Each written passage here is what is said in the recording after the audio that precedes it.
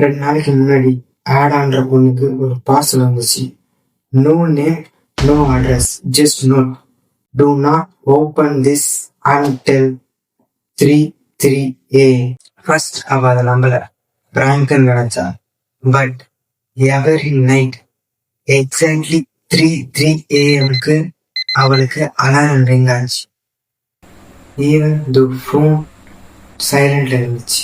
Last night she said someone standing outside her window. All the same house, she opened the door. No one was there, just wind. Today night 3:02 AM அவ box open பண்ண போறா. ஆனா should she, நீயா இருந்தா என்ன பண்ணுவ? Open பண்ணலாமா இல்ல வெயிட் பண்ணலாமா? Comment below. Open or do not open. Part 2 coming soon.